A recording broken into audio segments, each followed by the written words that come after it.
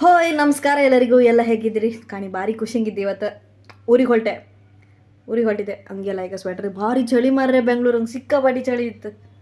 ನಾನು ಒಬ್ಳೆ ಸಿಹಿ ಮರ್ರೆ ಇದಿಲ್ಲ ಅತ್ಲ ಮರಿ ಬ್ಯಾಗ್ ನನಗಿನ್ ಭಾರಿ ಇತ್ತು. ಅಲ್ಲಿಂದ ಬಸ್ ಹತ್ಕೊಂಡು ಸೀದಾ ನಾವು ಮೆಟ್ರೋಗೆ ಹೊಳ್ತು.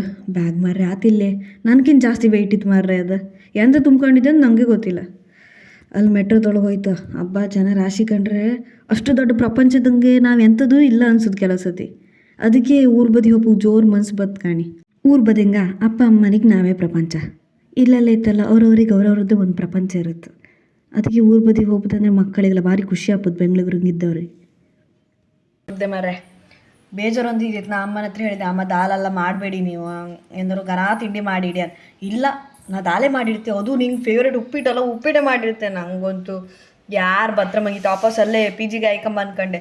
ಆದರೂ ಅಟ್ಲೀಸ್ಟ್ ಉಪ್ಪಿಟ್ಟರು ಅಮ್ಮ ಮಾಡಿದ್ದಾರು ಲೈಕ್ ಇರುತ್ತೆ ಅನ್ಕಂಡು ಬಂದೆ. ಕಡೆಗೆ ಮತ್ತೆ ಎಂತ ಮಾಡಿರ್ ಗೊತ್ತಾ? ಆಲೂ ಪರೋಟ ಅಲ್ಲ ರೇ. ಯಾ ಯಾ ಯಾ ಯಾ ಯಾ ಯಾ ಯಾ ಇದು ನನ್ನ ಬ್ಲಾಗಿನ ಯಾ ಯಾ ಯಾ ಯಾ ನಮಸ್ಕಾರ. ಹಾಂ ನಮಸ್ಕಾರ ಸಿಸ್ಟರ್. ಹಾಯ್ ನಮಸ್ಕಾರ ಅನ್ಕ. ಹಾಯ್ ನಮಸ್ಕಾರ. ಹಾಂ ಮಕ್ಕಳಿಗೆಲ್ಲ ಹೇಳಿಕೊಡ್ತೀನ.